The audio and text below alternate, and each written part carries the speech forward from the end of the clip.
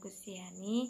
Di video ini saya akan menjelaskan tentang toksikokinetik dan mereview jurnal tentang efek paparan kronik timbal peroral pada struktur histopatologik lambung tikus putih. Toksikokinetik adalah ilmu yang mempelajari kinetika zat toksik atau pengaruh tubuh terhadap zat toksik. Studi kuantitatif dari pergerakan sebuah zat kimia yang dimulai dari masuknya zat kimia ke dalam tubuh, pendistribusiannya ke organ, dan jaringannya melalui sirkulasi darah dan disposisi terakhir dengan biotransformasi serta ekskresi. Konsep dari toksikokinetik adalah absorpsi, distribusi, metabolisme, dan ekskresi. Proses pada toksikokinetik yang pertama, absorpsi, kedua, distribusi, ketiga, metabolisme, dan keempat, ekskresi. Absorpsi proses masuknya xenobiotik ke dalam tubuh.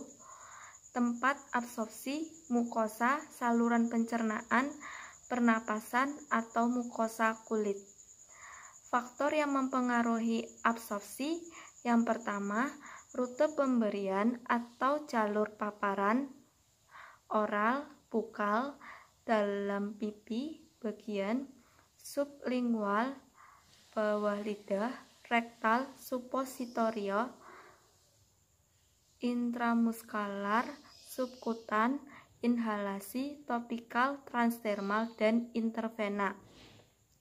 Yang kedua, konsentrasi dan lamanya kontak dengan tempat absorpsi.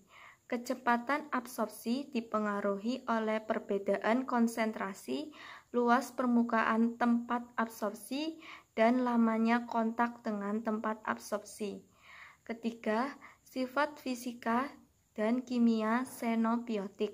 Sifat dari zat yang mudah menembus membran, melalui difusi pasif, relatif larut dalam lemak, ukuran partikelnya kecil, relatif tidak terionisasi. 3 rute utama adalah lewat kulit, penghirupan, pencernaan. Substansi tersebut bisa masuk dan terabsorpsi tergantung pada sifat zat itu. Struktur sel memiliki membran plasma yang mengatur absorpsi, terdiri dari 75% fosfolipid, 20% protein, dan 5% karbohidrat. Distribusi. Xenobiotik yang terabsorpsi berpindah dari tempat absorpsi, berpindah dari ke bagian lain dalam tubuh. Bagian tubuh yang berhubungan dengan distribusi toksikan, protein plasma, liver dan ginjal, lemak dan tulang. Metabolisme umumnya terjadi di hepar yang dilakukan oleh enzim-enzim. Tujuan biotransformasi membuat senyawa xenobiotik menjadi polar, sehingga lebih mudah diekspresikan dan menjadi kurang toksik atau biodetoksikasi. Bila zat tersebut akibat proses ini menjadi lebih toksik, disebut bioaktivasi. Ekskresi. Xenobiotik yang dengan cepat dapat diekskresi dari tubuh. Xenobiotik tersebut relatif tidak toksik. Pengeluaran secara keseluruhan zat kimia dari dalam tubuh disebut ekskresi. Ginjal dan organ pencernaan menjadi bagian penting dalam proses ekskresi ini. Selain itu, air susu, keringat, kuku, dan air ludah juga dapat menjadi organ yang melakukan proses ekskresi. Selanjutnya, saya akan menjelaskan review jurnal tentang efek paparan kronik timbal peroral pada struktur histopatologik lambung tikus putih. Abstrak. Penelitian ini bertujuan menganalisis pengaruh toksikan Pb pada struktur histopatologik lambung tikus putih jantan galur Wistar yang dipapar Pb peroral. Sampel yang digunakan 10 ekor tikus jantan dibagi menjadi 2 kelompok. Kelompok 1 sebagai kontrol, kelompok 2 diberi perlakuan Pb asetat 175 mg per tikus selama 60 hari. Pada hari ke-61, tikus dikorbankan, organ lambung diambil untuk selanjutnya diberi preparat histopatologik. Perubahan histopatologik yang diamati berupa adanya sel abnormal. Data sel abnormal selanjutnya dianalisis menggunakan paired sample test. Analisis data menggunakan paired sample test diperoleh hasil nilai signifikan 0,038 kurang 5%. Hal ini membuktikan bahwa rata-rata skor sel abnormal kelompok kontrol berbeda signifikan dengan rata-rata skor sel abnormal kelompok Pb asetat. Berdasarkan penelitian ini dapat disimpulkan bahwa paparan kronik Pb peroral menyebabkan perubahan pada struktur histopatologik lambung tikus putih. Karena paparan kronik Pb peroral dapat menyebabkan perubahan pada struktur histopatologik lambung, diharapkan bisa menjadi peringatan dini tentang bahaya Pb pada organ pencernaan. Aktivitas manusia yang terus meningkat dalam bidang industri dapat berdampak negatif, karena kegiatan industri merupakan sumber utama timbulnya pencemaran di lingkungan. Hal ini diperparah dengan perilaku manusia yang cenderung mengabaikan kelestarian lingkungan, padahal kualitas lingkungan yang buruk pada akhirnya juga akan merugikan manusia itu sendiri, baik secara langsung maupun tidak langsung. Pencemaran lingkungan dapat disebabkan oleh bahan-bahan yang dihasilkan dari aktivitas manusia. Salah satu bahan pencemar yang telah banyak diketahui keberadaannya di lingkungan adalah timbal. Timbal yang dilambangkan dengan simbol Pb sering disebut dengan nama timah hitam dan dalam istilah ilmiah dikenal dengan kata plumbun. Timbal adalah logam berat karena mempunyai massa jenis lebih dari 5 kali massa jenis air, bersifat toksik, karsinogenik, biomagnifikasi, dan bioakumulatif. Semakin tingginya keberadaan Pb di lingkungan tentu akan membuat semakin mudah timbal masuk dalam sistem kehidupan yang pada akhirnya akan terakumulasi pada manusia.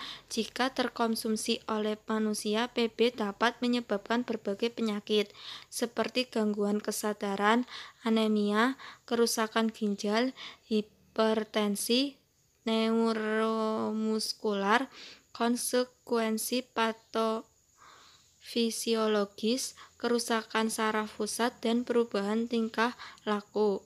Salah satu jalur akumulasi utama logam Pb ke manusia adalah melalui sistem pencernaan. Masuknya logam Pb ke dalam tubuh manusia melalui jalur pencernaan bisa melalui makanan dan minuman yang dikonsumsi seperti daging, buah, dan sayuran.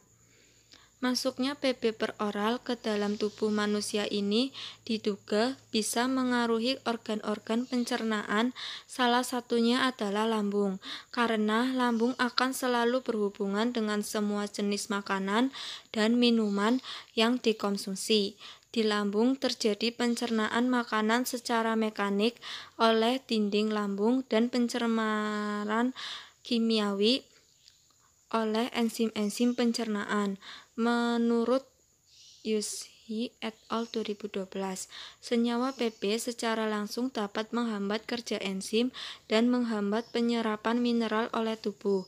Hal ini dapat dijelaskan karena senyawa Pp yang masuk ke dalam tubuh akan terdegradasi melepaskan ion Pp2+, dan ion Pp2+ bersifat menghambat kerja enzim proteopolitik yang akan mengakibatkan terjadinya cedera pada sel.